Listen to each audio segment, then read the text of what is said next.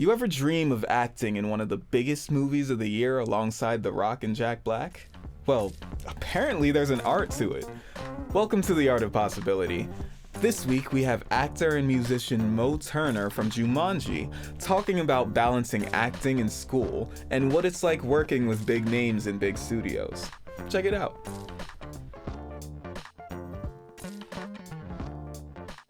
Alright, hi, my name is Mo Turner, and I am an actor, artist, musician, etc.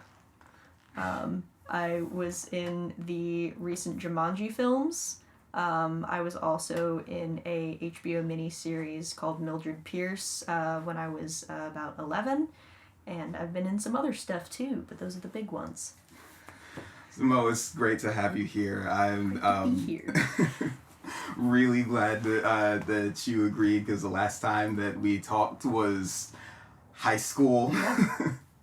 And you've been doing some pretty big things since, and I have definitely been wondering how in the fuck you got there in the first place. Yeah, I mean, so I was always kind of a dramatic child, but my mom was actually an actress, still is an actress, also an acting teacher, and she'd been in the business for, since the 80s, and she had stopped to have me, because it's tough to be, like, a working actor, not living in New York or LA, and also raising a child. So she stopped acting, had me. I was about 5 years old, and I knew my mom had been an actor, but I didn't know to the extent, and I was just, like, watching TV, and I was like, I want to do that. And my mom was like, fucking sure? Like, you're a child. Like, what the hell? So I was like, yeah, I'm sure. So she brought me to her old boss, who is my manager, Edie Robb, and she was like, my child would like to join this business, and I could read, and I was pretty, like, good. I was pretty well behaved, so they were like, cool, yeah, that works. Sent me out on a few auditions, and I got the first two things that I auditioned for, so they were like, well, I guess this is working. That's really the story. I was like 5 years old, and I walked into like a commercial audition, and they were like, you can read, you're hired. I was like, sweet. So like I read Jeanette McCurdy's autobiography, and I mean, I guess from the little that I learned about the child acting circuit from that, like, that's kind of all you need to have, right? You basically need to have a outgoing personality. You need to, like, be cute, and if you can read, bingo. They love a child that can read at a young age, because then they don't have to, like, give you line readings. That's one less person that has to control you on set. So also, for anybody who may not know, who may or may not be me, what exactly do you mean by reading? Like reading. Just like reading. Literally just like reading. Literally reading. It's not just okay. All right. I can't read for shit now, but I could when I was a kid. Do they give the scripts to kids in like a variable format, like it's not necessarily the same page flow? Yeah, so a lot of times if you have like a younger kid on set that may or may not be able to read, they will just tell them the lines that they need to say, because they assume that anybody under the age of like 7 can't read, which is fair. That's a fair assumption. But just to make it easier so that they don't have to like struggle through reading each of the words, they just tell them what they have to say. And that's like another extra step that you have to do. Not only do you want to get like the acting good, but you also want to make sure they're saying the right lines. And luckily for me, I was able to actually read the page. So that was like a good thing, apparently.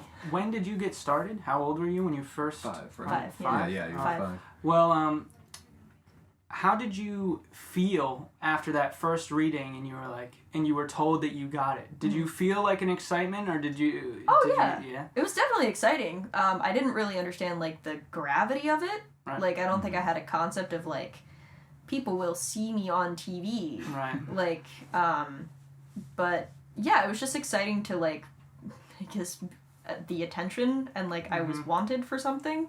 And, you know, I got to meet a bunch of other kids that were on that set, and I got to, you know, experience something, and just honestly, like, being on the set, being with other kids, you know, playing dress up, because it was like the first thing that I was in was a Comcast commercial, and it was like a family, and they, like, you know, there was a mom and a dad and me and like another kid, and it was just like I just got to go to this house, and they got to dress me up, and they put makeup on me, and I was like, oh, this is exciting, and I got to see my billboard on like 95 or 96, 95. 90. Around here? 90. 76. 76. Oh my god. Yeah, one of them. No. I didn't work all day. My brain is fried. Yeah, I got to see my billboard, this billboard at my face, and I was like, wow, that's so cool. Yeah, it was exciting. But I really didn't get it. Right. Because I was, you know. Yeah. I hadn't processed my own self yet, so. Yeah. You hadn't actually seen your mom on TV or anything yet, had you? I hadn't, no.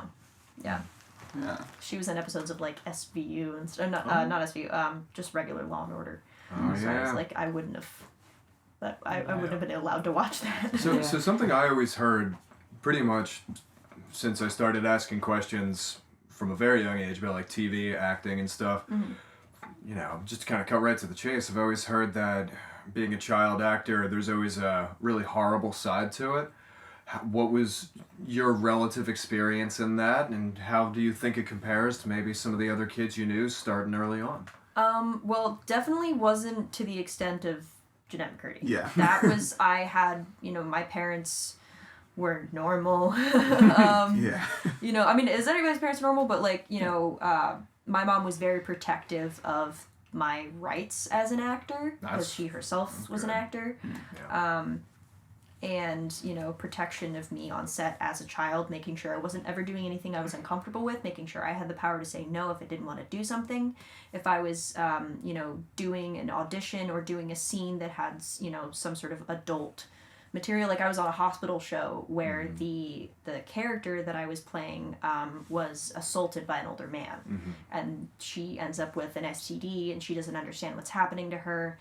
And so my mom had to explain that to me.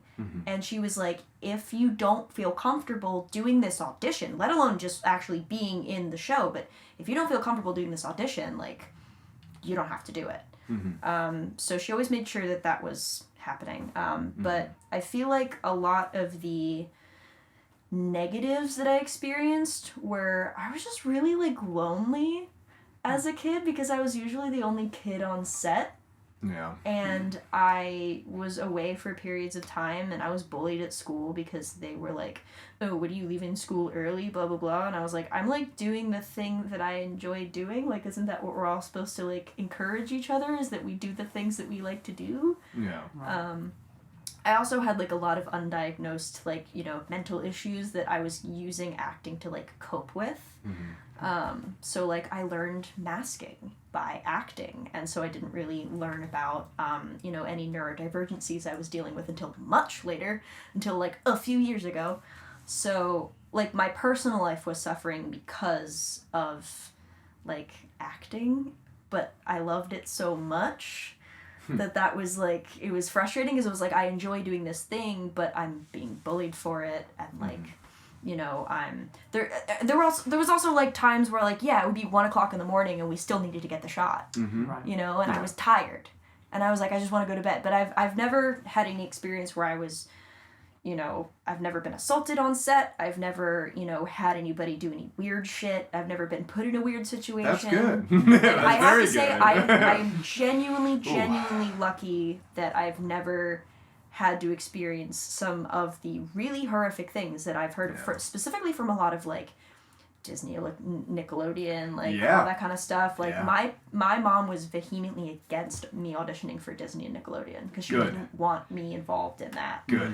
And I was like, yeah, okay, that's fine, whatever, I don't really like those shows anyway, blah, blah, blah, you know? Right on. But I'm glad that she made that decision for me, because, oh my god, the stuff that's been coming out about those kids, I feel so fucking bad. I wonder, like, how many of them actually had actor parents who knew what they might have been dealing with. So many parents really get their kids into the business because Clout. want the money. Mm-hmm. Yeah. Money.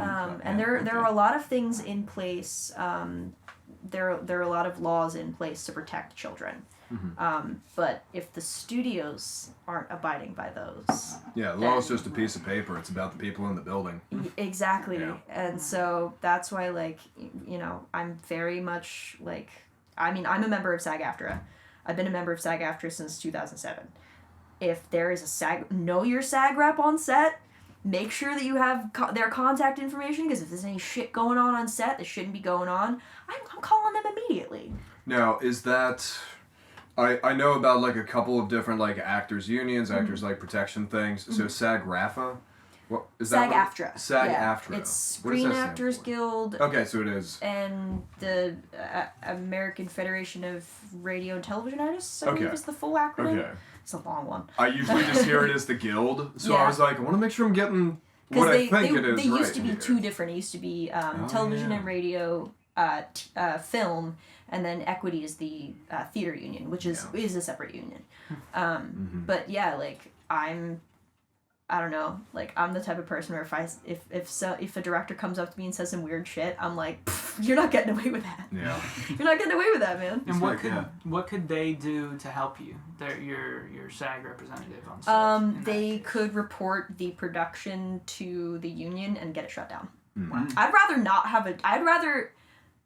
have a job and have a production shut down because somebody did some weird shit. Right. Then let that person continue to do weird shit, continuing on their continuing projects. It's about accountability and keeping it from happening to other people. Absolutely. Yeah, it's like if you don't like the way that Nike's treating its workers over in some other place, don't buy Nikes. Like, you know, like. But like, is that the only thing that they will do, or are there other kinds of punishments that they would use on production? I mean, I haven't seen anything, so I haven't had to do it yet. So, Yeah. unfortunately, a lot of it goes undocumented because people are scared to say anything, which is understandable because they'll lose a job, they'll get blacklisted. I mean, it happened so much with like the Weinstein movies. Like, that's what was happening, is that people were getting blacklisted because these people have so much power, and it's fucked up. Did any of these negatives when you were younger, like, scare you for a second away from the industry? Like, were there any moments when you were like, maybe I don't want to be an actor, that you had to power through, or?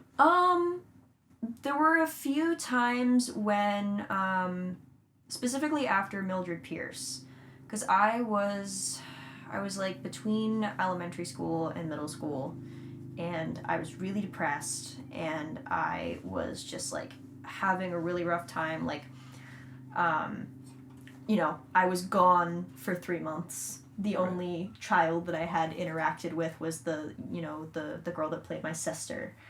And, like, I was surrounded by adults. I was in New York City, which was great. I was acting, which I love. But after I came home, I just wanted to be a kid. I just wanted to play soccer with my friends in the backyard. Like, that's what I wanted to do. And so my mom called my manager and was like, hey, we're going to take a break. And I've done that. There have been a few times where I'm like, hey, I need to, like... Be a person. Yeah, like, not going on auditions, not trying out for things, just, like, put me on hold for a little bit, let me get my shit together, and then we'll continue, which is, How much of your childhood was auditions? Fucking most of it. Dude, like, there were times when I would be going up to New York, like, I'm surprised Methacton let me do it. Because they, like, I had beef with some of my teachers because they were like, you're leaving school too much. And I was like, Like, what do you want? Literally, I'd be like, oh, I'm sorry, I'm formulating my career. I wasn't that much of an asshole about it. But, there were sometimes I was going up to New York, like, 3-4 times a week. I would have multiple auditions in one day. I, would do my schoolwork on the train. Like, a lot of it was auditioning.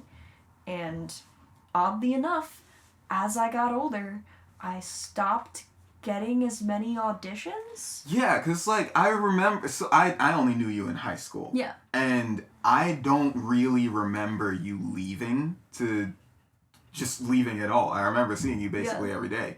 So, like, this was all, what, like, middle school? Elementary, middle school, yeah. Huh. Yeah. I guess as soon as I, like... which I thought was weird because I was auditioning for a lot of roles that were like teenagers, and a lot of times, you know, as you see on like TV and movie, they hire like 30-year-olds to play teenagers. Right. So like I was going in there and they're like, oh, we need you to be 18, and I'm like, oh, okay, so when I turn 18, shit's gonna pop off. Right. And then I turned 18 and I was like, so what was the thing that started to Nothing. break through? You started to get auditions again, you started to get in front of HBO or whatever assimilation of ideas takes us to that point. So like what was the thing that like brought you back into the scene for it? Well, I mean, I got the Mildred Pierce was when I was like in middle school, and then like I was doing auditions. I did a few other projects. I did I did a pilot also for HBO with the same director as Jumanji.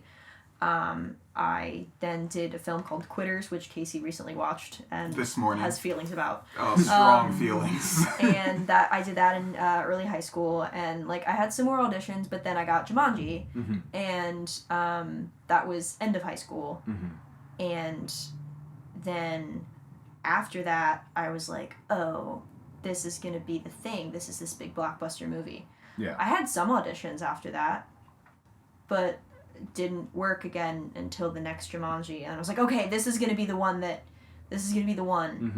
And then I haven't worked since then. Interesting. Except Jeremy's film. Yeah. Jeremy Castro Cook. I want to plug him real quick. Of course. Amazing filmmaker. Friend of mine, went to high school at Methacton as well. He asked me to be in a film of his. We filmed that out in Oregon. Had a great time. That's the only thing I have done. So do you Since take then. on the role of like getting the auditions, like following up with all the representatives, like what side of the management do you personally take on? None of it, because technically none of it's my job, because I have see. people that do that for me. Wow. But it's been really difficult for them to place me Why? because I am not a woman, and they want me to be. And I can play a woman. I can play it real good. Now, I just want to throw this out there. So, there is not a single show that I've seen on Netflix in maybe the past like 5-7 years that doesn't try to keep with the times, like their life depends on it. You would. So why? I mean, maybe they're just talking to the wrong studios. Like that does seem strange to me. Casting the wrong people. Casting the wrong nice. people. I mean, and what I'm seeing is the people that are getting the roles. So there's a trickle down system with which sucks. But first they'll offer it to, if they have a famous person in mind, they'll offer it to that person. Yeah. And then if that person doesn't want it, they'll offer it to another famous person. If that person doesn't want it, then it goes to round A. And round A is like people that are pretty well known. And then if they don't find anybody there, round B, which is people that are like slightly kind of maybe well known, but like not really. And then I'm in tier C, where I've worked for my whole life, but I don't have like a name that people know. So I'm, I used to be, level F. I used to be down here, a nobody, nothing to show for it. But not saying that people down there can't get roles. I mean, it happens all the time. Newcomers just like pop out of nowhere. But it seems to be they don't want to take a chance on the newer person. So part of what I'm interested in is, especially with like so many studios, like essentially like making what I would call like quotas for like progressive points to make sure that they hit for like obvious reasons, right? I've always had the suspicion that it's not being coordinated by people who actually represent these points they're trying to hit, and they're just like, oh, we want to look like we're doing it, but beyond that, it would mean we have to try. Like, I mean, is that a real thing, or like? Euphoria was directed and written by a white man, so there you go. That I knew know. it. Yeah. I knew it. Yeah. Oh yeah. Yeah. And I mean, you see the jolly cast of characters that has, and it's as much as I enjoyed the first season, and I'm glad that it has given actors like Hunter Schafer like something, because she's really good. Like But all of the I feel like there's so much stuff with representation that's like not actually being written by the people that are representing it's so those strange. people. Yeah. It really is, because like when you see like a show where they're like, okay, yeah, like we got to make sure that like we got like this many type of people in the scene that like they're listening to this type of music. First of all, it's just weird to try and like force just what's essentially the next evolution of a stereotype. But second of all, you can tell. And it's just like, it's like, oh, it's so forced. And it makes it bad. Yeah. And like you can also tell when like the writing, like the cinematography and stuff is done in a way where it's intended to capture, you know, the subtleties of what it actually feels like to be in that position, because that's the point of cinematography. Yeah. And those are good, and those things make money. And then the other ones are just giant cash drops that, you know, the parent company figures out a way to somehow turn a profit for in the background, but within 2 months, people don't want to watch it anymore. I mean, and they're like, oh, how do we... You know, there was this whole thing, maybe some time ago, but there was this big discussion going on, like, oh man, Netflix stock is crashing, what are they going to do? And there were all these, like, speculators and, like, Bloomberg, normal daytime news and stuff. It was like, oh, why do we think it's happening? And every single time, people would just take this second and pause and realize, this is my contract, I can't say it. Nobody on TV would ever just say, the shows are bad. That's why they're losing money, the shows are bad. Right. Because they keep trying to force all these things without just making it what they are.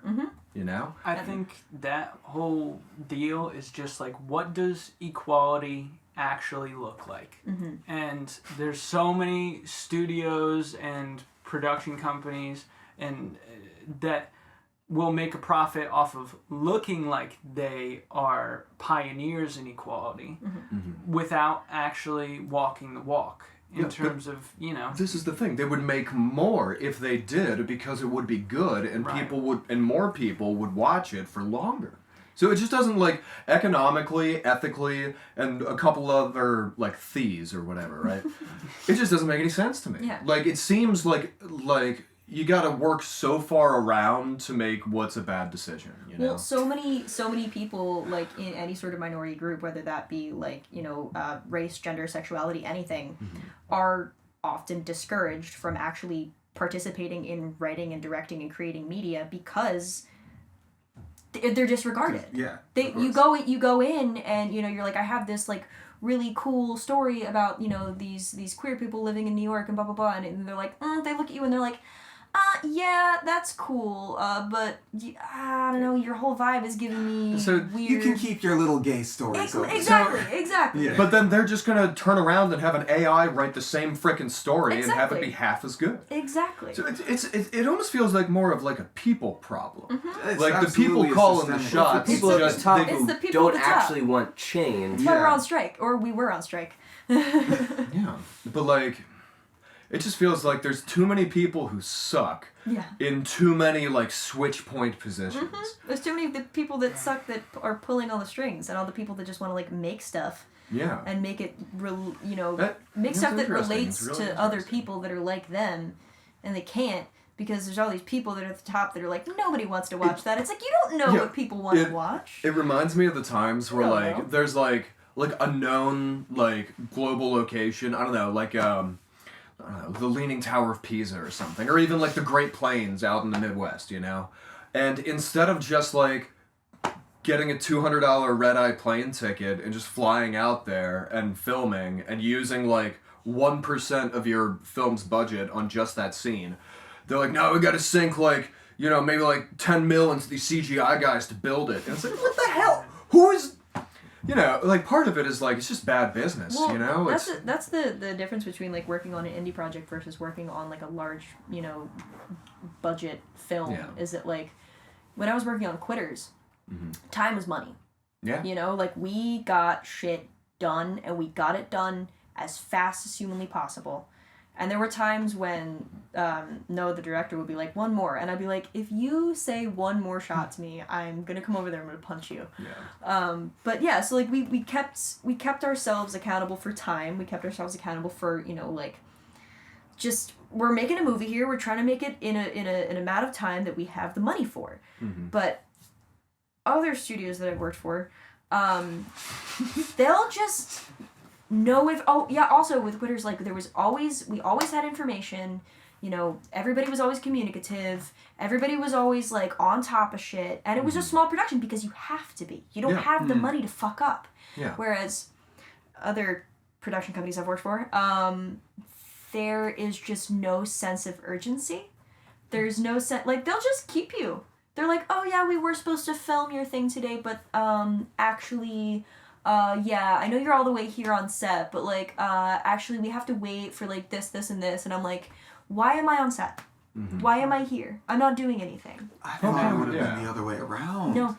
Part of me has Not at all. thought for a while that, like, there needs to be, like, some organization, right? And if this exists, I don't know of it because I have not looked. But, like, there needs to be some organization that helps, like, very small, like, independent studios, right, actually, like, put their movies out there and just have people know about them. Because, as far as I know, and, you know, the times where I have looked, there's been essentially no good movies or TV shows that have been created in like 10 damn years, and everyone's just like, oh, I guess this. Like, we have an oversaturation of content right now, and so the good shit is being. Yeah, but like the things that are good do like poke up through. So it's like if there is like a group out there that can be like, oh, well, we're going to invest in like these independent films and we're going to give them this much of a marketing budget. We're going to get it into these theaters and we're going to make it stream on these services and we're going to tell them how to do it. I feel like that's kind of like what A24 has been doing. Maybe, yeah. I mean, so the dudes, I forget their real last name. I only know them as the Raka Raka because that's what I watched them. They were the dudes from YouTube who would make these crazy fight scenes with like Ronald McDonald smacking a kid with a hot dog. And like, classic. Yeah, That's amazing. Yeah, that sounds like exactly something I would watch today, yesterday, 10 years ago. Exactly. I loved these guys growing up in middle school, and like they somehow worked their way up to. They just released this movie with A24 called Talk to Me. The one with the hand. Yeah, the one with the seen hand. It, but yeah, the one with the hand. Yeah. I've heard good things about it. I'm sure that it's a great movie. I'm going to see it at some point.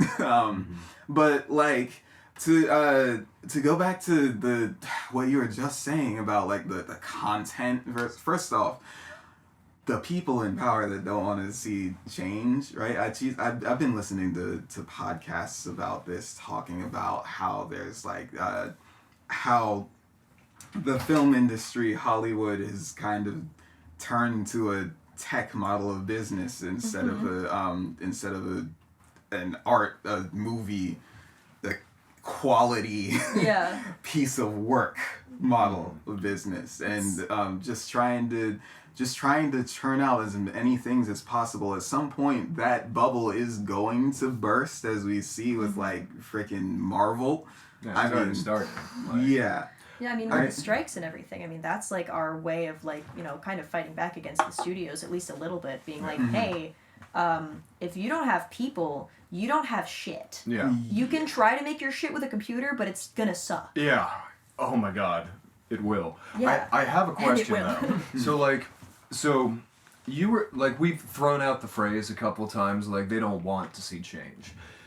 Like, in your literally professional opinion, do you think that it's the people calling the shots that genuinely don't want to see change and they're actively working against it, or they just don't understand it enough, don't care, and they're getting a paycheck anyway, and they don't see an incentive in making something, good? I think it's a combination of both. I feel like they're worried about, it's sort of like when politicians like will say something but not actually say fucking anything because they don't want to like anger any of their constituents. That's what I feel like is going on, where it's like, well, we're not going to go in any one direction too far because we still want everybody to like our stuff. But it's so interesting because they're still trying to do the thing anyway. So it's like, why not do the thing? I don't know how else to say that, but like if they're putting it into the media, right? If they're putting it into the movies, the TV shows, and there's like clear things in everyone's like contracts on the writing team saying like, oh, you gotta do it this way, right? Then why not just do it instead of like constantly working the furthest way around and playing it safe, but you're kind of not. Because if they play it safe, that's how they get the most money in their own pockets. But if you have a minority person write their story, I feel like it's gonna be harsher and more real. Yeah, but that's and maybe scary. That's entertainment. But right, like, but it everyone could, says it's because it could touch it too much. Yeah. right, but everyone says like content, oh, it's making them money, but like they make more money when people want to watch things. Yeah, but people are already gonna watch things. But that's because there's nothing else to watch. But the PR What? is Exactly. So you're making money. You're good. There's the corners. People there's are already else to gonna watch. watch it. You don't have to cross those corners, and as long as you touch on enough things where like there's not gonna be 60,000 people in New York City being like, tear it down. You're good. As long as you give the people Just bread a little bit. and just butter. a little bit. All right, last thing on this, because I also wanted to go to something else, but I know there is at least, because I really felt uninspired because of just the content that is the film industry right now. Yeah. There's I also went out of my way and found this there's this resource, it's called Mubi, MUBI. And they're putting out they're kind of just like a Netflix for like really good indie movies. And so like they got like all the film festival winners on there, and like a bunch of international films, plenty of Russian films. Quick call out, there's no sponsorship here, Yeah. it's just a cool thing. Yeah. Like If anything, the only sponsorship I think should be Bob's Mugs right here. oh yeah, the guy, Bob Dean Pottery. Yeah, episode 1. Episode 1. Episode 1. All right. But yeah, so the actor strike. Yeah. I've already been on a involuntary strike, but I mean, I'm right there with it. So I mean, like you were saying, COVID happened between Jumanji 1 and 2, or after 2? No, after 2. After 2, yeah. That makes sense. Because we filmed in January of 2019. It came out at the end of 2019. Yeah. And then I literally had just gotten back from a press junket in March from LA. And then lockdown was like a few days later. So, yeah, that was the last thing I did. Like a conference, like a meeting. It was like we were doing a bunch of like interviews and stuff. Okay. Yeah, just like the promotional package material stuff. Exactly. Okay. We were hanging out with a bunch of like influencers. Actually, one of them. No. Okay, wait. Okay. So I originally was like, oh my god, this is gonna suck. But then I read that one of the people that I was going to be hanging out with for like 3 days was the host of my favorite podcast. Oh, really? And I got to hang out with him, and then we became friends, and like... That's awesome. What's your favorite podcast? Dynamic Banter with Mike Falzone and Steve Zaragoza. Nice. Shout out to those boys. Yeah, they're very nice dudes. But yeah, so I was like, oh my god, this is going to suck. But it was a bunch of like nerdy, like gaming and film like influencers, so they were like cool and normal. All right. So I was worried it was gonna be like, just the worst of LA, but I was pleasantly. We got to hang out with ostriches.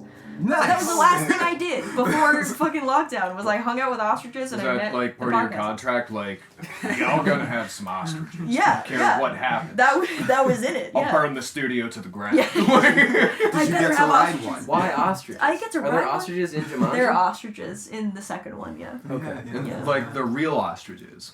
Yes. Well, no. Okay. In the film, they're CGI, but we actually got to hang out with real Okay, so ostriches. these are two different ostriches. These are two different ostriches. Computer Yes. ostrich and genuine ostrich. Genuine ostrich. Yes. That's yeah. wild.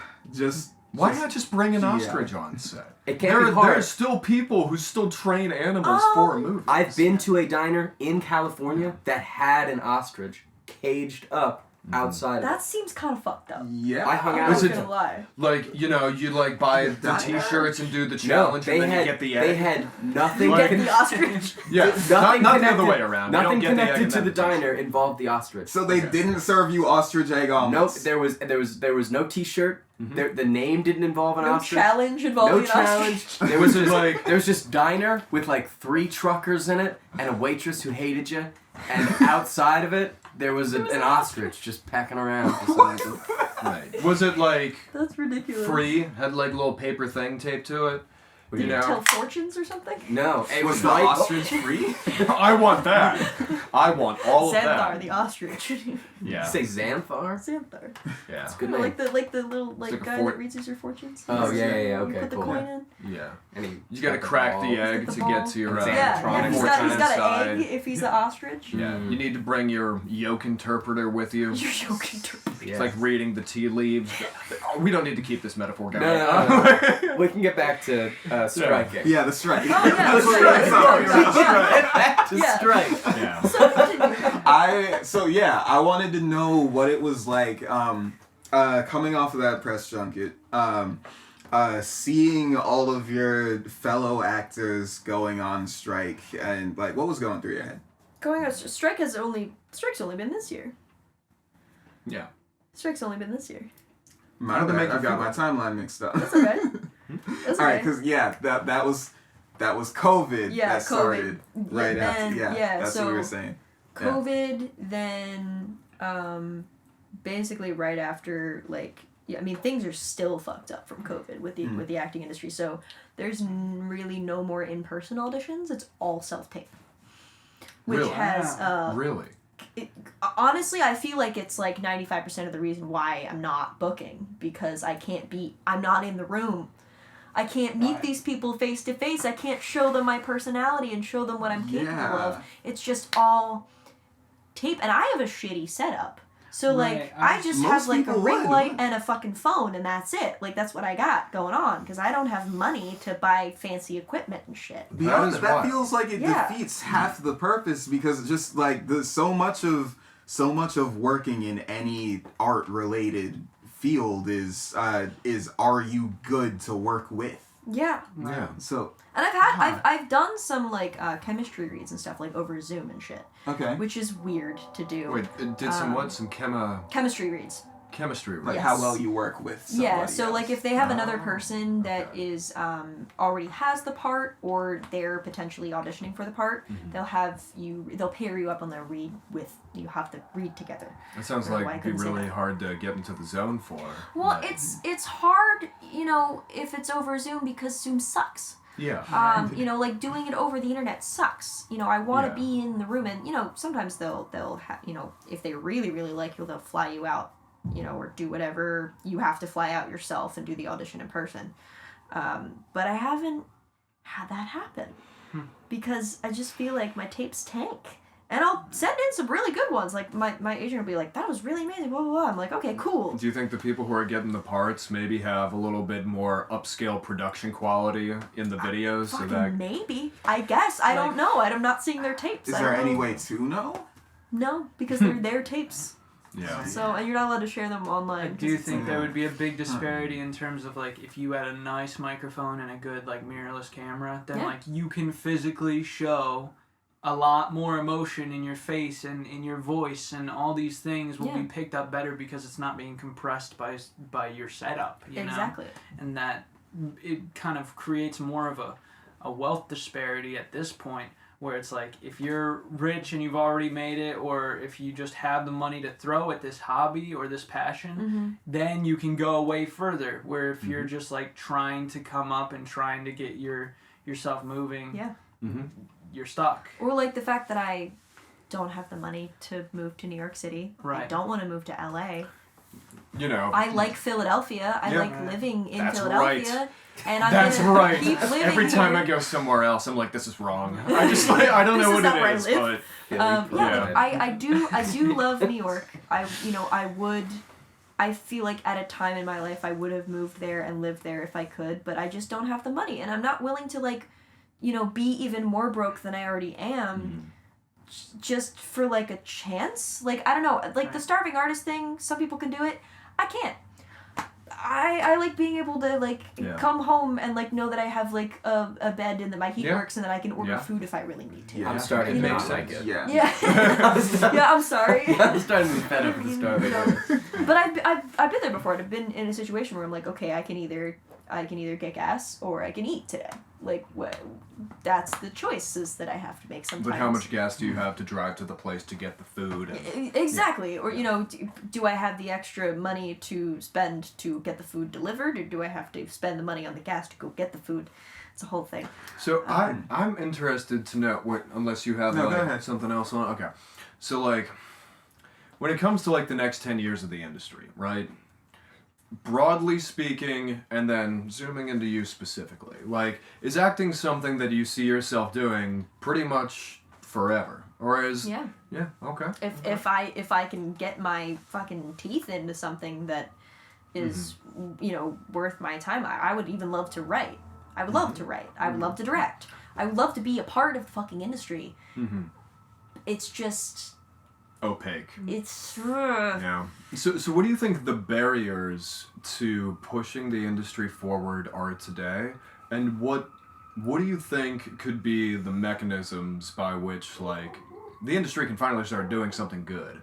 You know, like it could even be like a better application process. It could be like more formalized communication, like clear people to call. Like Save Hollywood in 5 sentences. okay. All right. it doesn't matter how many sentences. I do strongly believe that if there was some sort of fund from the Screen Actors Guild that was helping actors that were struggling, I don't know if I don't believe we have something like that. Do they take dues as part of the membership? They do take dues. Well, then what do they do with that? I had healthcare through SAG, but then I didn't make enough money Yeah, but you can to walk get the healthcare because I wasn't working. Yeah, but and then I needed the healthcare because I wasn't working. Yeah, but like you could drive down pretty much any road in what is not a densely populated major metropolitan area, see a sign for like Independence Blue Cross, knock on the person's front door that they've converted into an office, be like, "Hi, I'd like some healthcare, please." And usually they're pretty good. But was like the ones that you got through the SAG, was it a good plan? It was great. Oh, okay. Was Well, that's awesome. good. That's good. Because if it's a good plan, that's it's good. like, you know, because I'm not I'm not always great about paying my dues on time because I can't afford them. So it's like I feel like there should be some sort of like assistance program. Do you know if they make their books like public? That's actually a really good thing. Yeah, because if they do, you can be like, you guys got like all this thing just sitting here, so you guys like, can on take one like 0.8% of X and blah, blah, blah, blah, blah. Because on one see if I hand, can like find the out right union now. is really, really good. Yeah, because if it's a union, it should be. Yeah. I don't know what the. Well, the problem is that there's not a lot of people in the union. There's not a lot of us. Like the information should be publicly accessible, especially if it is a union. I think. I don't know that for a fact. When I worked for the New York State Parks and Recreation, everyone's pay but that was public. Yeah, but that was also state. I think everyone's Right, paid. union I and see SAG-AFTRA 2022 income statements. Look for the cash flow statement if you can find one. Yeah. Say that again? Look for the cash flow And statement. you can know if how much can they're find one. screwing I'd be you. interested in that. I see an audit report from 2021. Yeah, but like, think about it this way, right? if read that for there next are more clear, think about it from like an incentive standpoint. If there are more easy ins for people who have something good to contribute, right, that can get to where they need to be, get trained properly, get acquainted with the right people, well then more people will be inspired to do that as well, and then they will be able to collect more dues because more people will be doing it. And Yeah. then Right, and the quality whole- of the service overall will increase Yeah, because like- the actors are actually getting what they deserve and will be happy to be actors. It's almost like if you're nice to people, they'll want to do the thing more. like the economics In of it are what not. world? The economics of it are not like crazy. No. Here. It's like you got to do the thing before it happens, kind of thing. Yeah. No, but I definitely think that like some sort of It sort seems of obvious. some sort of assistance program. I feel like getting rid of the whole fucking AI bullshit. It's ridiculous. Yeah. Getting rid of that. Yeah. And what specifically do you feel AI is fucking up the most? It's able to pump out very shit content that can be lazily edited by somebody. In terms of scripts or story? In terms of scripts, I think that if you are a writer and you need some inspiration, so you go on ChatGPT and you're like, help me out with this, and you use it as a tool, that's one thing. But then having like an entire thing written out by an AI and then having people just kind of generally edit it and using that to like make more and more episodes of a shitty show rather than like actually paying people for their time to do the thing that they enjoy. Like, again, it should be about the art and not about how much of it there is. Yeah. It gets rid of some of the human error too that makes like something more real and stuff like that. Exactly, Like, yeah. I like reading a book that's like 300 pages and like halfway through like they spelled C wrong. Yeah. And you're like, Haha. you missed There that. you are. Yeah, or even just, it's like the nuance. Like, if there is no nuance, it's just drab, and it's, like, sterilized. Like, there's nothing... It's like, that is a story of something that happened, I guess. It also puts This more is all money into interesting the and pockets. vague, and I'll let you... It puts more money into the pockets of the people that don't actually do any work. Right. AKA the studio heads that just sit on their asses and take meetings for what? Like, what do they do? That's the thing. What are they doing? Like, I'm down here busting my ass. What are they doing? And making all this money? Like, honestly, really, they talk about, like, certain jobs being, you're just being lazy if you want that job. It's like, I think the laziest job is being a fucking CEO. What do you do? And you make all that money off of the backs of other people. Well, it's old money wanting to continue to be new money. Yeah. In a way, you can't blame them, but you still got to deal with them. Yeah. Yeah, it's like, man, it's working. Like, anyway. It technically exists. It's working for... Like, It's like my old 2002 car. yeah. It technically hasn't, burned you alive yet. I can get places. Yeah, that is technically a true But statement. the lowest gear in my car, the lowest cog, hates his life. So this is interesting. I'm looking at the looking at a bunch of like financial statements from the guild right now. Now, Exposing the guild. no. So I'm just trying to make sure I understand a couple things. So one of the things under the expenses. $50,000 going to crack? No. That's not what Under the expenses section of their P&L, they have distributions to performers, which is taking up a big part of their expenses here. What do you think that's classified as, distributions to performers? I have no idea. Maybe, like...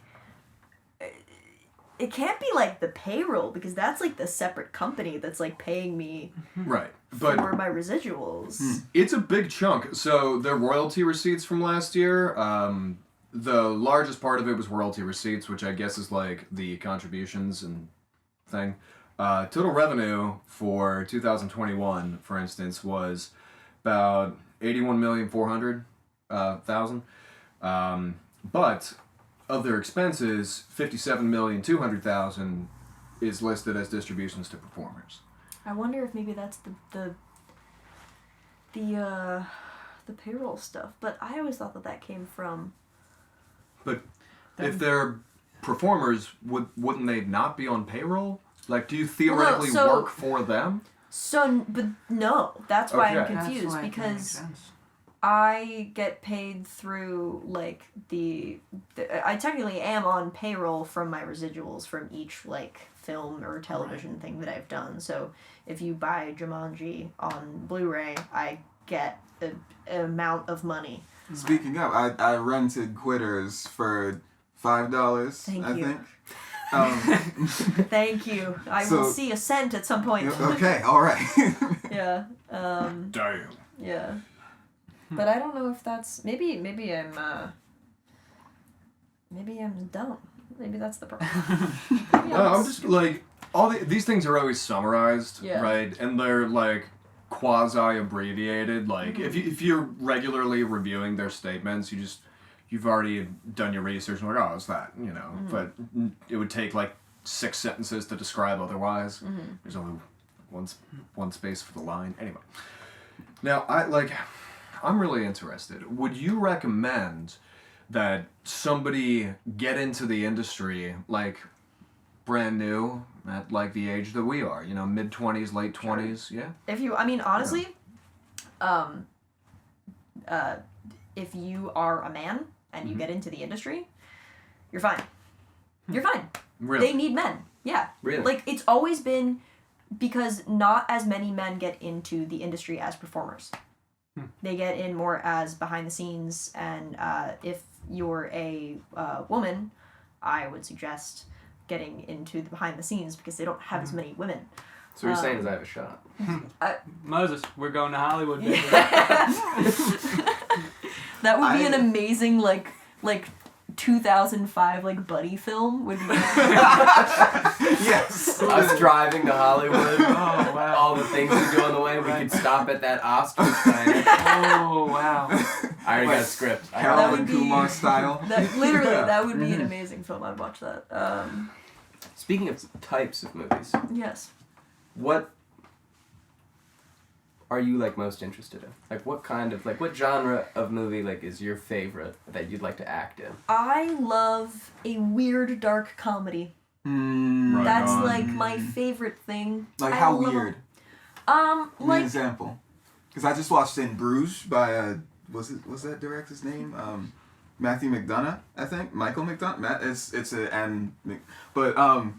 yeah. what is it called? In Bruges. It was like this is the same guy who did 7 billboards out 7 psychopaths, 3 billboards 3 outside billboards. of yeah. I yeah. haven't seen 3 billboards. But I'm pretty. Didn't Frances McDermott win something for that?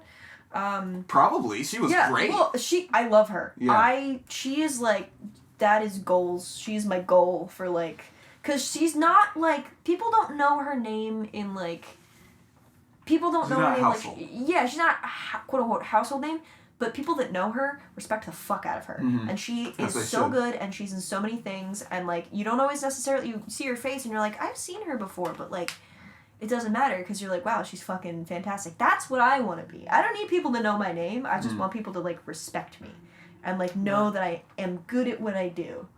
That's like base level. In that That's right. note, how do you feel over the entire course of your acting career? Your confidence in the craft itself has fluctuated. Do you feel it's stayed the same? Do you feel you are more confident as a child versus when you were an adult? I think I'm more confident now despite the lack of things to show for it. You seem like it. I feel like I have had so much more opportunity because, I mean, as you live and grow as a person, you get better at creating a character that has lived and grown as a person. Right. So, like, I was significantly more naive as a child, but I was getting more things. But I look back at my performances and, like, I could have done better. Right. Like, I look at those and, like, I could have made different choices. But I look at myself now and I, like, am able to do these auditions and I'm able to, like, you know, create characters and, like, even if I'm having a bad day and I do a bad audition, it's still fucking great. And I'm like, Right. I can do shit even if I'm having a bad day. Of course. Yeah, I'm significantly more confident of my powers now. What am I looking for?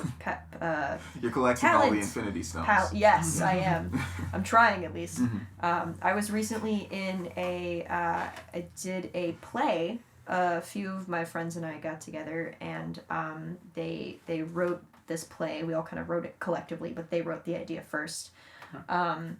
It's technically about my neighbors because they were hearing my neighbors have a conversation and they thought the conversation was so interesting that they decided to write a play about it. Dude, you must have some dope neighbors if Dude, that's... they were having like a really loud argument and Huh. my friends were like on acid sitting in my backyard because my partner and I were away and they were watching our cat. And they were just like, whoa, that's like a crazy conversation. That's like so emotional, so raw. Let's write that down and make it into a play. And I have never felt more... we performed this play. Right. And I've never felt more confident about my ability That's good. than I did doing this play that, you know, my friends wrote. that, you know, maybe 50 people saw. And I've never felt more creatively fulfilled. Like, literally, like, that is probably, like, one of my favorite things that I've done. Because, like, me and my friends did it, and then people showed up, and I got to do my fucking thing. Right. For once, in front of other people. Good. So you feel you've maintained confidence consistently, or it's even increased exponentially as you've grown? Oh, I've gotten more confident. Yeah. I used to fucking hate myself. When do you think you're looking back on your performances and saying, I could have done better, started? Was that there from the very beginning? As a kid, you were like, I could have done better here. I wish I did this, that. Yeah, I'm a perfectionist. Do you already have the foresight to say 60 years from now it's going to be the same deal? Probably, yeah. Awesome. Like, I would like to think that, you know, like, right now I'm at the peak of my ability, but, like, fucking 5 years from now I would have been like, well, I wasn't shit back then. Yeah, literally. I mean, like, ugh, that was cringy. Right. You know, You're always improving. That's good. I do hope to constantly be improving. I do hope to, you know, not only think that I'm improving, but actually be improving. Right. So how are you improving right now? What are you doing? Well, a big part of it is living life. I think that all actors should have a fucking life. Because if you don't, then you lose touch with reality and you forget how to create characters. Yeah. But also, and I should be doing this, but I'm not currently. I need to be in an acting class. Every single person that is an actor should be in an acting class. I don't care if you're Brad fucking Pitt. You should be in an acting class. Because, like, it's always good if you're not working to, like, be... Gotta stay in practice. Literally, it's a muscle. You know, you have to keep flexing it. You have to keep reminding yourself how it works. And that's sometimes how I feel like auditions are. I feel like auditions are just like practice for me. Right. But I need to get back into an acting class because I like, you know, you can always discover something from somebody else in an acting class because they're working on something, they're going through their own shit, and I'm working through something, I'm working on my own shit. Together, we're gonna do it. We're Time thing or a money thing? Huh? Is it a time thing or a money thing? It's a time thing because luckily I can take acting classes for free because my mom's an acting teacher. Nice. So that is the one thing. That is the one thing. I will plug her. Sandra Landers Turner, please take her acting classes. Again, that is Sandra Landers Turner. That brings up something I wanted to ask about. So like you were lucky enough to have a mother who is an actor and is a teacher and can mentor you. And I was listening to another podcast. There's these dudes that I've loved for a long time, Corridor Digital, talking about the industry right now and how it stands with mentorship, or really the lack thereof. Is that a thing that you've seen with your fellow actors, like that they're looking for mentorship and can't find it anywhere? I feel like a lot of people don't realize that you should have a mentor or a teacher or somebody. They think that you can just go and do it and that it's easy. Yeah. And it's not. Like, I feel like I don't know why, and this is why I say, like, you should be in an acting class no matter where you are at in your career. People don't want to be in an acting class. So it's like, I feel like there are some people that are looking for the mentorship, and then there's like a wide group of people that are just like, oh, I can do it, it's fine. Or they'll only cling to one acting teacher and be like, this is my mentor, I don't want to seek at anybody else, they know everything, they are God, and they're actually like just a guy. You know, that's where I sort of fall short, is that, like, I haven't found... Sorry, my stomach just rumbled really loudly. I haven't found another acting teacher that I've been able to consistently work with that I feel like I like their theory as much as I have, like, my mom, which sucks because I feel like I'm biased, but, like, I don't know, I feel like she's got some shit figured out. There are some acting teachers that I've been like, wow, like, really like your style. Right. But no, it's weird. I feel like it depends on the person whether they think they can do it all by themselves or they actually, like, crave mentorship. I think that mentorship should be fostered more. 100%. Yeah, I agree. Because, how are you gonna know how to get into something if you haven't talked to somebody that's already fucking done it before? Right. Like, I don't know. It's sort of just like going into a job and not training. It's like, how the fuck do you think you're gonna do it? Yeah. It's the same thing. Yeah. You're And, gonna like, try, especially- and you're probably gonna fail, and then that's the only way to learn it. And then somebody is probably gonna come up and be like, "You fucked this up." Yeah. I'm gonna show you how it's done. And I mean, And there's that's- like, there's so much to be said about being able to do that yourself, Right. but like, just the ability to have someone take you aside and be like, look, you're fucking up, and this is how we're gonna fix Well, and it's a that. craft too. I mean, hell, like fucking pottery.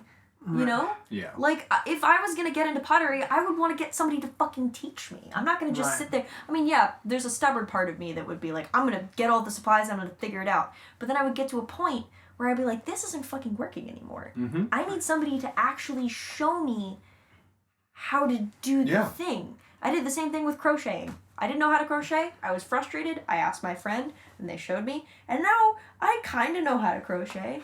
Mm-hmm. Sort of. Better than I did before I talked to them. Right. So I feel like the actual, like, one-on-one, like, personal experience of somebody else explaining and helping out and helping somebody to hone their craft is important because it brings people more into it. So with that, I think also gives way to the when people don't have mentorship and don't realize that they need mentorship, and they kind of just believe that they can do it and that's it. There's definitely a lot of pride that goes into that, and that feeds into this. There's, not to get all like old man yelling at the sky kind of thing, but like there's the sense of individualism that we have in America that breeds so much competition. Would you say that makes Hollywood a way more competitive place than it actually needs to be? Yeah. I don't think that we should be working against each other. Yeah. And, like, I'll go into these auditions, like, when I was younger and I would actually go into the auditions, like, there would be people that be like, yeah, like, I flew here from LA, and I'm like, who the fuck are you? Yeah. Like, we're all here for the same part.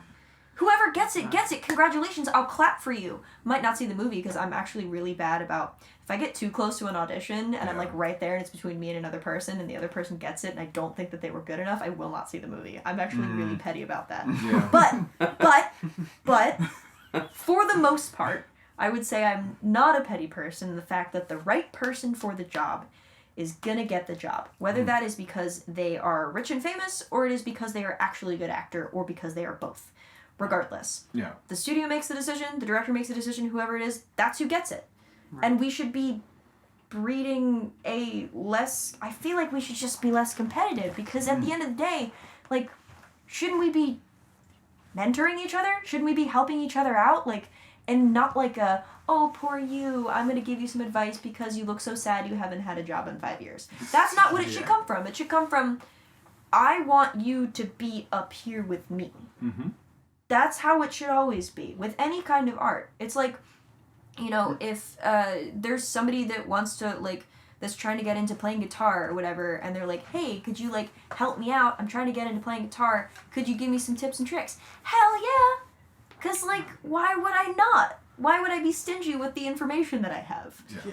I don't know. It's There's especially very- pervasive It's fucked up. with art, at least that I've noticed, Yeah. is that, like, artists are super weird and, Super weird. no, but like You're not getting my secret sauce. and competitive and like almost like angry all the time for some Yeah. reason. I'm a new to guitar, relatively. I've been playing for like 2 years, or whatever, and I love to play. I like playing out, but I definitely know, and I'm in with the scene. I know a lot of local musicians and stuff like that, and I go out and I do some open mics and all that jazz. But there's definitely some musicians that I know in like the local area who like, I'll go and I'll play a song, and maybe it's not that good because I'm only doing cowboy chords. I don't understand how to bar yet. Oh, dude, it and they'll sucks. look at me and they'll look at me like E minor goes a long way. and they'll look at me and they'll be like, "Why are you here? You're taking up too much of my time that I could be." It's And it's like you okay. were me at one point. right. You know what's really funny? There's a very strange, like, cascading irony with this whole thing. So, in the process of everyone taking themselves way too seriously, right, they look like a joke. Mm-hmm. But the thing is that if people stop taking themselves so seriously, then the communication mechanisms to become serious about it actually happen. Mm-hmm. And then you can be serious, but not need to be. And it keeps going. I want to stop myself before it gets worse. Yeah. But I'm just gonna leave it at that. Yeah. Listen, No, but it's good to be serious. Yeah. It's good to be serious, But like, the only way not to in be like serious not is in to a not. douchey way. not in like a Yeah. talking down way. I'm Yeah. very passionate about poetry. Yeah. But I'm not gonna walk into a room full of like people who are learning poetry and be like, "Oh, you're still writing sonnets? All right, because You haven't broken into free verse and really explored yourself?" because it also makes you look not serious. I am a pentameter. But both people. Spit on your pie. I am the pentameter. 10 syllables. I'm stressed and stressed. You say this? Yeah. It's so fucking true. You though. say this Yeah, as like- a joke, but I'm a rapper. Think about rap. I know. Rap is nothing but competitive fucking poetry. I know. At least in the mainstream eye, it's all, man, I'm the best, you're the worst, I have the best fucking verse. That's every rap song. Right. Every rap song that Right. I've heard in the last like 10 years. Exactly. And so why is that what is being pushed up in every space? It's not just, like, rap is the most apparent in that it's like, this is a case study in how this competitive nature is being sensationalized. But this happens across the board, especially in what you're describing with acting. I feel acting is also another, like, cutthroat, competitive, like, people are fucking dicks. And the parents. Oh my Right. god, don't Oh, even wow. fucking get Oh, me started yeah, on the I can parents. imagine that. Oh, what has your kid been in? Oh, well, my kid's been in this. Oh, well, my kid's met this person, blah, blah, blah. Oh my god.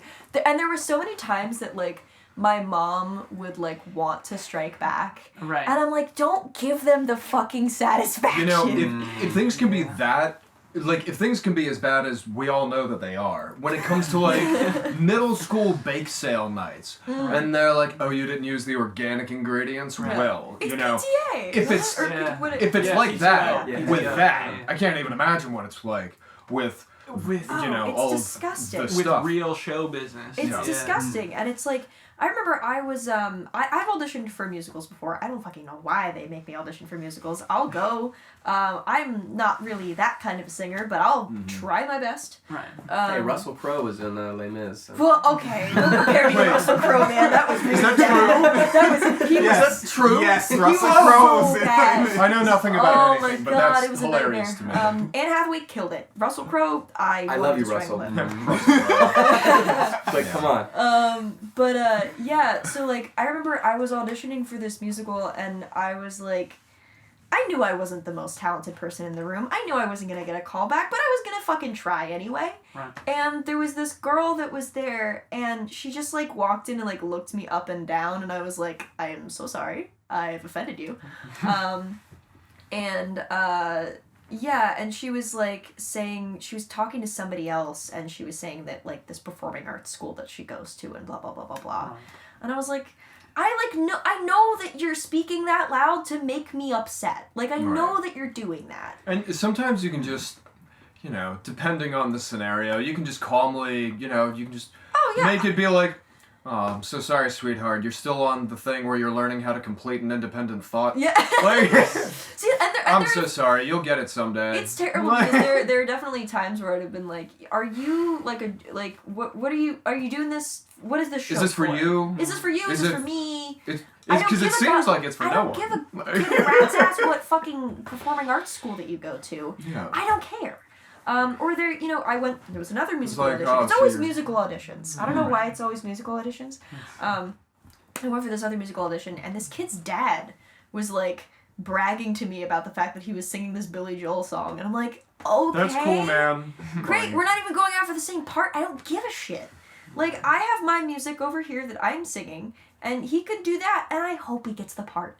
You know? Like, I just want everybody to go in and do a good job and have a good time, and that's the only thing that should matter. You know, the generalized... So, I think musicals are rough because, you know, like I was talking about with, like, how artists can be weird and competitive and angry all the time. Musicals are, like, 3 different types of art. Right. So there's 3 different artists and that one poor boy who's singing Billy Joel, and he hates each of himself and you. Yeah. And Billy Joel. And probably his dad. Definitely. Yeah, All right, I think I went in there and sang a Mitski song and I bombed. Yeah, it was rough. You didn't go to a performing arts school. I did not. I went to a generic public school. Right, Yeah. but your mother But- being an actor Wait, is almost they're... But she wasn't like a famous actor. Right. She was like I was in some things. Right. She worked in the industry as well. She did like other stuff. Still, I think There her are- experience is education. Yes. And, you know. There are performing arts schools for, like, elementary school and middle school, and Middle school, yes, not Okay. elementary school.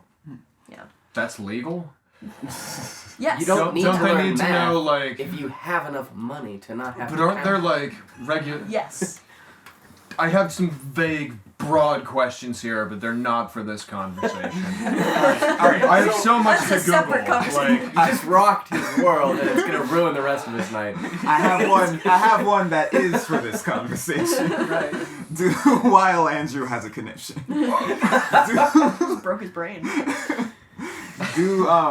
Have you seen what kinds of differences in quality of acting have you seen from people who have gone to performing arts schools and are in the industry and people who haven't? If you don't have the X Factor, you don't have the X Factor, baby. That's what it is. Like, Right. if you suck, you're gonna suck. It doesn't matter how much schooling you get. yeah. Like, that's the thing about something like acting or singing. Yeah. Anybody can learn how to do it. Right. Doesn't necessarily mean that you're gonna be good at it. Like, Right. you can always try your best, but I genuinely do believe that you should work at it 100%. I think that working at it is very important. But also, like, I am never going to be a musical theater singer. There's just nothing in my body that's going to make that happen. I could train, every single day. Right. That is just not how my voice works. It's not where It's it also a sits. different type Yeah. of acting. Yeah. It's a different- Focusing it's on a whole- more... The X Factor is very interesting. Well, and I think that also, with types of acting, Right. there are certain people that are good at certain types of acting. Right. My parents never really my mom never really wanted me to audition for Disney. My dad was just like, just have a good time. Right. He's in the military. He was not even a part of the world. He was just like, go have fun. But I was never good at the Disney read. I just couldn't do it. Like, I was like, how are you that happy about everything all the time? I was a very angsty child. Right. Yeah, no, So, Disney like- makes my skin crawl universely from birth till now some and people onward. I Are really like really good at that, like, slapstick, over-the-top comedy. They're really good But at it's it. not. I'm not gonna rant about Disney. I want to. Yeah, Oh no, my it's god, fine. I Oh, want yeah. to. But No, it's but not like, like that. there are some people that are really, really good at a certain style of acting. I tend to sway more towards, like, dry comedy, drama, like, I'm not too terrible at theater. I trained on theater. I'm better at film. That's just, I just am, because I'm not, that's what it is. There are some people... more understated things. There are some people that are not good at comedy. I don't think I was very good at comedy until, like, pretty recently. So, like, there are certain things that you can learn, but, like, I'm not naturally gonna be in, like, a buddy cop comedy. That's not something I'm gonna be in. Like, and I think everybody comedy. like, I think everybody has their niche. You get this way to like instantaneously categorize things that like you can just be like, oh, it's that, and I can see all of these things like catching on as like the term that's used forever. Yeah. Is that is that a term outside of this, Buddy or is cop it just movie? Buddy. Yeah. That's a I've not thing? heard of You've buddy never cop. How many times do I have to say I don't know anything Have you about seen anything? the legendary Rush Hour series? Well, yeah. Yo. No, Thank God. Exactly. Nobody knows. I don't know. Dude, Do you understand the words that are coming out of my mouth? the fastest hands from the east meets the fastest mouth from the west. Chris Tucker and Jackie Chan. I have not seen this. I'm not privy. Look, this. I also don't watch a lot of movies for somebody that is in them, so I just don't watch things. It's okay. You just only missed the ridiculously iconic part of all of our childhoods. That's okay. So like, I also All can't of ride a that. bike, so like I guess I it missed that. should be in all of our childhoods, but Rush Hour is iconic. No, but I think so like I feel shitty saying it, but I think that some people have it and some people don't. And if you don't have it, that's okay. There's probably something else in the industry that you're good at because No. there's so many things to do in the industry. I have a question about the habit factor, right? The X factor, whatever you want to call it. So this is a bit abstract to describe, but, you know, I hear, like, people on these, like, singing competition shows. And, like, some of them, like, you know, it's moving, right? But the vast majority of them, I'm like, well, you got perfect pitch, your projection is ridiculous, and your lungs are, like, 10 times the size of mine, and you can do these covers by memory that just blows anyone out of the water. But it feels soulless, and I don't like it, and you suck. Like, and those are never the people that win. Right. But then you also have these other people who are like not objectively like really good at acting or singing, and you know they've never really fully been able to articulate the notes properly, or they're kind of like really clunky on screen. But you watch what they do, and you're like, man, they just got it. You know, so part of it, I feel like it's not just about the raw utility of the skill. It's something else. Yeah. It's in you. Yeah, but like, It's right here. is it really just as simple as thinking of it as like they got the magic? Yeah. Like, but gumption. what is the magic? What is the It's gumption? gumption. I think Yeah. Which is Right. why I think it's bad. How do for you making distill you the gumption? Do like on video camera auditions. Yeah, because I can't do my razzle dazzle when I go in the room. Razzle dazzle is the trick. let's back I've up. gotten literally every job I've ever had through gumption alone. 100%. that. 100%. Right I there with believe you, man. that. Right, let's I back have up. no though, 'cause credentials. I just go in and I go, you I like wanna- what you see. I want to know what you believe it is. What I believe it is? Yeah. I think it's, I don't like having very hard opinions on things like these. I think it's a combination of stuff. Yeah. I'm like a nature and nurture, you know? It's like, Well, yeah, because you have to nurture the nature. I think that, exactly, but I think For the that love of there God. are genuinely Like- some people that just have raw talent, but then once you have that raw talent, you have to sculpt it into something. Absolutely. And there are some people that don't necessarily have raw talent, but they have a lump of something that could be raw talent, and they shape it, and it's good. And then there's other people that just don't have talent, and that's okay. Like, there are some people that are tone deaf. Yeah, Literally. sure. Those Yeah, people will yeah. never be able to sing. That's okay. Do something else. Yeah, and some of them still do, and very occasionally, it's not all that bad. Yeah. Yeah. You gotta find your niche. Exactly. Yeah. You gotta find your niche. Like, I think Yodeling. I think so much Bob of Dylan what covers. like the X Factor comes down to is whether or not like, you know, art, acting, music, whatever it is, it's a way to distill the emotional experience of being a human being into some finite format, right? Whether or not it's a song, a painting, a movie, whatever, right?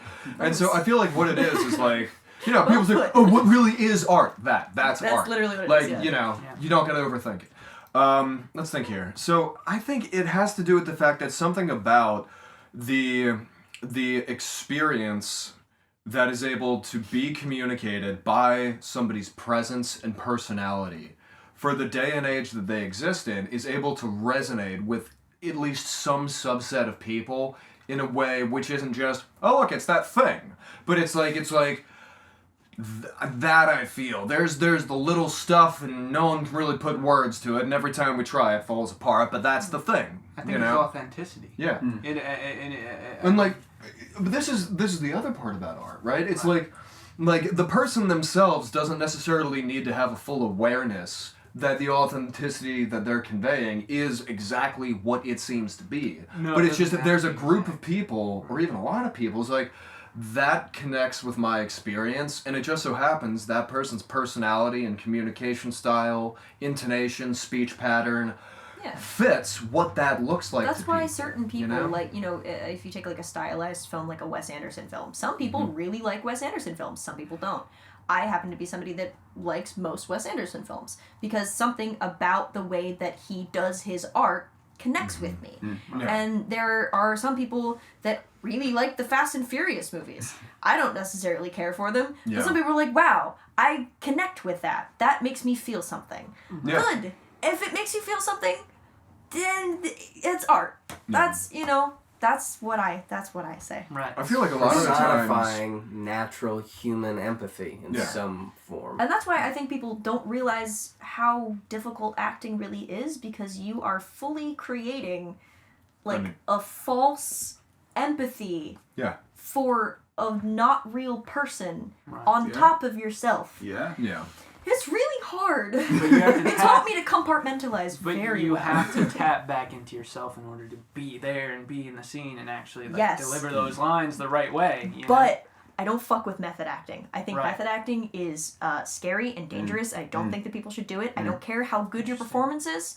I don't think that people should do it because at the end of the day, you have to have the little guy in the back of your head that says, this is not real, this is a movie, or else you will go crazy. Shots Yeah, but fired, then where's Christian the Bale. fun? Like, I mean, no, I'm kidding, do but- whatever you want. Like, at the end of the day, do whatever you want. I just don't like the fact that people are like, oh, Daniel Day-Lewis had everybody call him Mr. Lincoln on the set. That's weird. I'm sorry, that's weird. I'll do it if it makes you happy, but He took it home to the bedroom too. I think. yeah, which is weird. Once I'm on set, Man. okay. Oh my god. What the heck? Yeah. Once I'm on set and I'm in the scene, I am focused very much on being my character, but I'm also focused on where's the camera. I'm also focused on where's the boom. I'm also focused on what is my blocking. I'm also focused on my scene partner. I'm not necessarily always focused on the words. That always comes second to me for some reason, but and I feel like if you go on set and you make everything about yourself, aka the character that you're playing, it makes you more important than you actually are. Actors are just a part of the film set. Yeah. You are just a Oh. cog in a wheel, and you need to make sure that you're doing your job to the best of the ability, but with also respect to everybody else's job. Right. So, when people, come on set and they're divas, directors as well, when they come on set and they're divas and they're like, my set has to run this way, blah, blah, blah, blah, blah. I'm like, I'm sorry. Why? I don't want to work for you. I don't want to work for you if you're going to be like that. Oh, the lights got to be put Yeah, on of that course. side? Is it because they'll break? All right, well, Well, sorry. It's Like, like it's- Klaus Kinski. like- You wouldn't have wanted to work with Klaus Kinski. I would Yeah. not want to, honestly, somebody like Wes Anderson who's so specific, I probably wouldn't want to work with him. Well, I like okay, his so movies. this is the thing, Yeah. right? The why can be like a creative reason why. It's like Right. for reasons I can pretend I'm a director, right? It's like if you were to ask them why do you want it done this way, it just doesn't make any sense. And they were to tell you something like, I really don't know how to explain it, but unless these are the things put together in the room, I don't know how to get to that default place where I can begin organizing properly. So I've tried other things and it fails horribly every time. So if we're gonna get this done, it's just how it's got to be. If I was to hear that from somebody, I'd be like, okay, You'd well, be like, yeah, that makes perfect sense. That makes sense. It's the breaking down and the And- yelling. It's that thing. Yeah. It's Because I wanted that way. it's are you a whole But- child? Go to therapy. I don't know. Figure your shit out.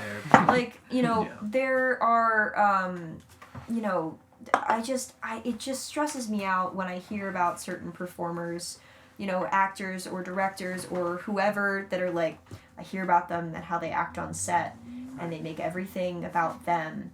And I'm just that makes me feel I don't want to work with you. I don't want to work with you because the production has lost its heart. Yeah. We're all here for a common goal. I am no more important than the boom guy. The boom guy is no more important than the crafty person that has all the snacks. And the crafty person is no more important than the editor that's going to edit the film in post. We're all important.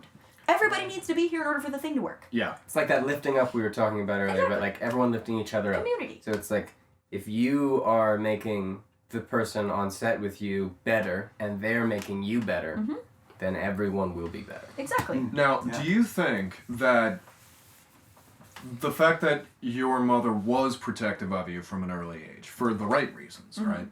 And that you were withdrawn from some of the normal activities of being a kid. You're my right? therapist right now? No. I was like, this is feeling very familiar. So, like, what I'm wondering here is, like, you said at the beginning of our talk here that, like, there were certain, like, neurodivergencies that didn't really come to the surface until later on. Do you think the process of having to, like, you know, be removed, be isolated, and kind of really have no choice but to either be self-aware or everything becomes confusing? Do you think that helped you find what was really going on in yourself and help you build a more finite path in life and feel more like you? I think I had to undo some things, but I think it ultimately helped. Of course. Because I think that if I didn't have acting as a child, I would have been significantly less well adjusted. Because, like I was saying before, it taught me how to compartmentalize very well. I have, recently I've been deconstructing it, but probably since I was about, 10 or 11, I was playing a character in my personal life with every single person. And, like, we all are different people. We're never truly ourselves unless we're alone. But I was, like, fully playing a character. Like, fully, like... In the same way that you would in a fucking movie. Literally in the same way that I would in a movie. Like, I was a little unhinged. But realizing that I was doing that, and realizing why I was doing that, and that's why I was so fucking tired all the time, is because I was playing a version of myself rather than actually, like... Or not even a version of myself. I was playing somebody else. I was putting that person in front of me rather than actually, like, experiencing life. Now, was there any, like, thing that you had to go through to be like, well, I am me, and the me that I am is someone playing person X today? Is that what helped you to, or did that just... I think I always knew that I was doing it. I definitely was doing it consciously, but I think the thing that... It was little things. I think, like, having trouble in, like, relationships, like, was a big thing for me. Like, I wasn't able to truly be myself, like, when trying to enter a romantic relationship. And I think that, like, once I started to, like, sort of let go of this, like, outer facade that I had, like, that's around the time that I met my current partner. And, like, I was like, oh, wow, this dropping of this facade that I've created for my entire life has really started to work in terms of, like, actually connecting with human beings. People seem to like me, and they're... Now I'm happier, and things make sense. Why is... What's that all about? This should have been talked about earlier. Also, like, What in tarnation? Like, literally. Also, Yeah. therapy. I mean, that helps you unpack shit. Then, I was officially diagnosed with ADHD, and I started taking medication, and I was like, oh, wow, like, I can, like, function with just, like, a little bit of something in my system, and it takes away, like, the need to have that thing in front of me. I don't mask as much. I mean, I have to do it at work because I have to be like, hi, how are you? Which is annoying. Right, but that's a different, different thing than you I'm personally politics. making That's that Exactly. what you mean, the service industry. Like, office politics. like For if- her, whatever she's Well, talking I feel about. like It's the if you office. guys had met me, like, a few years ago, I mean, obviously you knew me, like, you knew me in high school.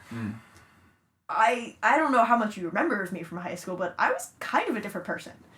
Like, I feel like I've significantly been more open, confident. I mean, that comes with age, but, like, I was just terrible to myself. And I feel like if you guys had met me, like, a few years ago, I would be a different person.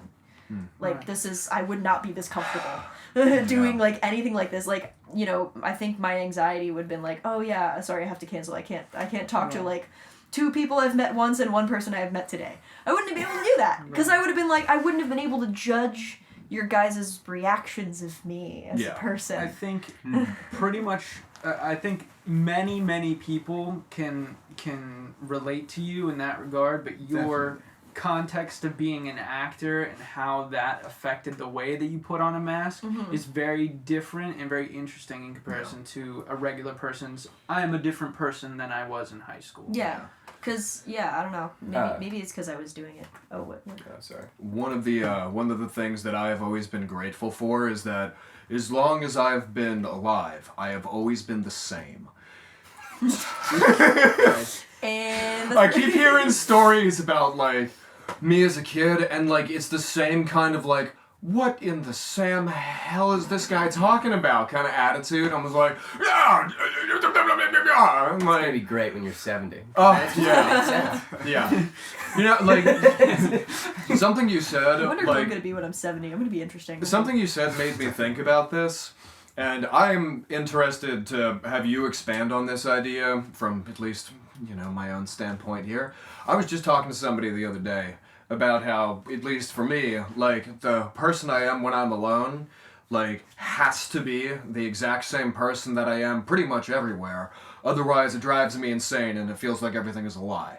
Right? So, it does, because it's hard to keep up the practice of, like, oh, well, how do I bullshit this person? How do I fuck off this way? It's like, oh, how do I, grin fuck my way through this situation? It's too much to keep up with. It is a lot. It is stressful. Sometimes, some, exhausting. I like to do things, not to the anyway. But, like, I'm interested to see, like, how your development as an actor has affected on a more personal level, right? Like, this development of, like, not only yourself, but your interaction with the world beyond, like, movies, right? And, like, how has, like, the gap been, like, either widened, or how has that gap been narrowed, right? Like, what is that like for an actor? Because it has so many dimensions with the role. I would say that, I guess I kind of see everything as a film set. Like, I think that's kind of how I see everything. Like, I look at a room. Shakespeare.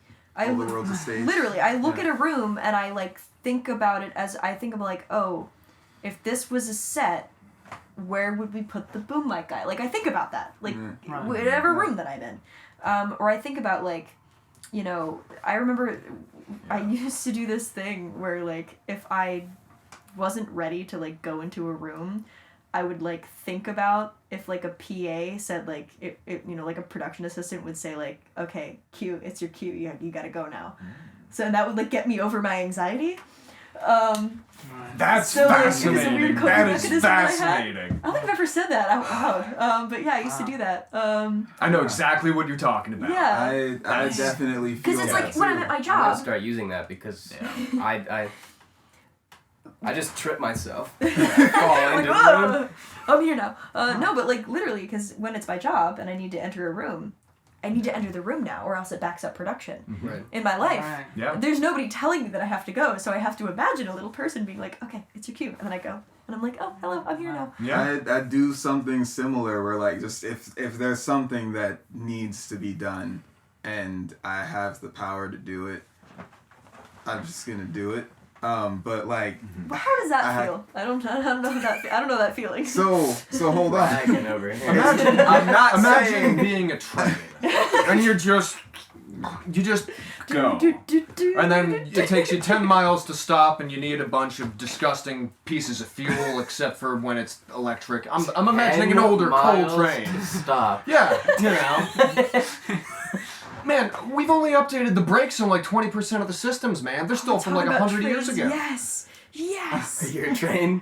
No, I Train just think fan? it's funny that we're talking about trains. Oh, that's fair. This is a funny Before we topic. get into anything else, I'm just gonna say time check oh yeah, because last it's episode it's an like hour and a half. 55. Yeah. 56. We had started I at see. Yes, 5:30. yes, we have. Yes, we have. We start to So- reel it in.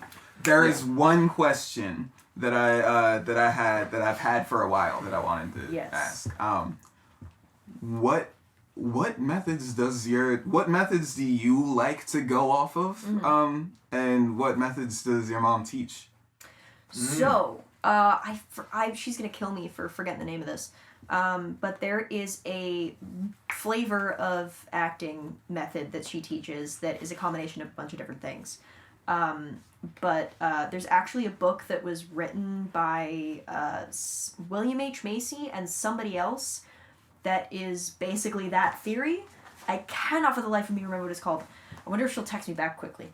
But that's basically what she teaches. It's creating character from like an organic place, like, you know, not necessarily like becoming the character, but using like, not necessarily using past experiences because that can also be dangerous, but like physically creating emotion and then allowing it to come through the character. Like, if I wanted to cry, which I'm not gonna do. Sometimes they try to make actors cry on command, and that's not fair. It's hard. Do speed rounds. Yeah. Like, and cry. And stop.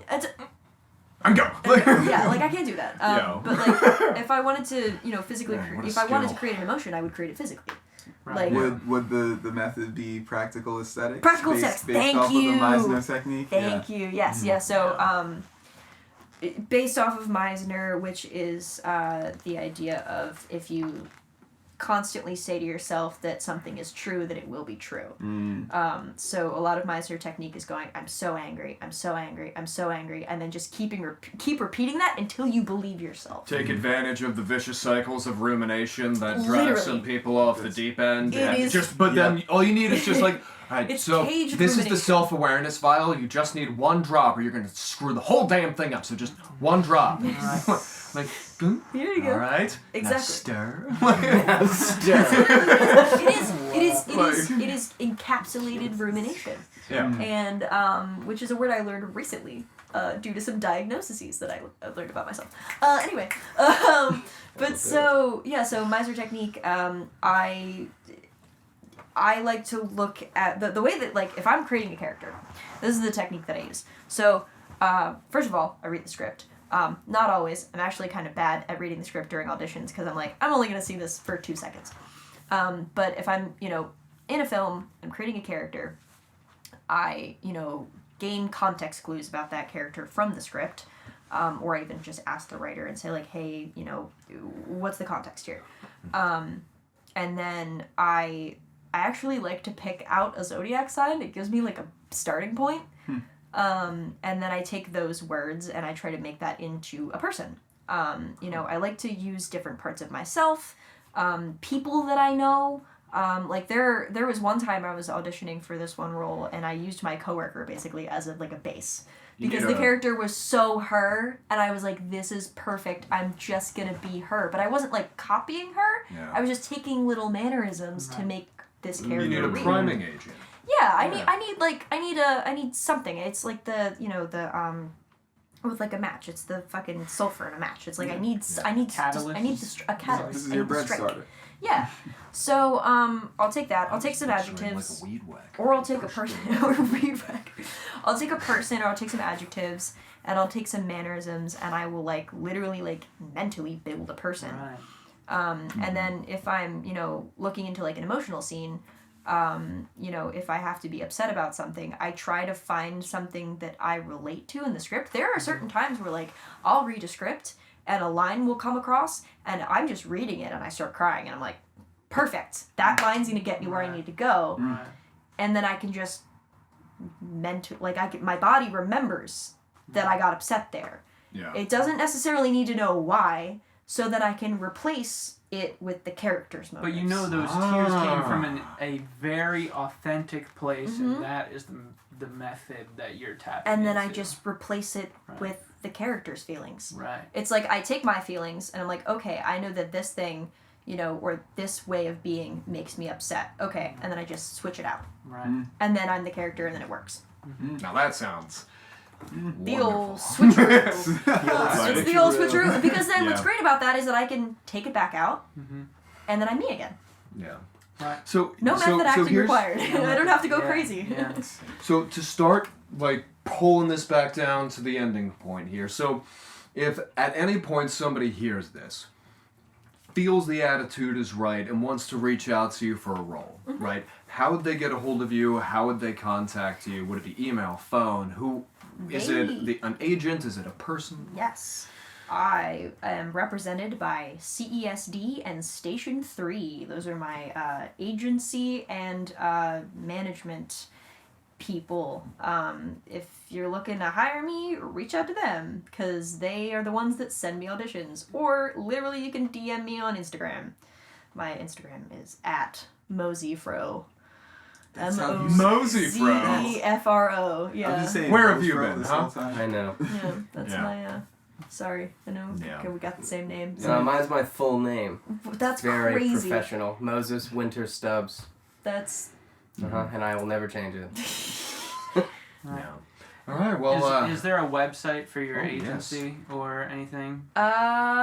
probably CES.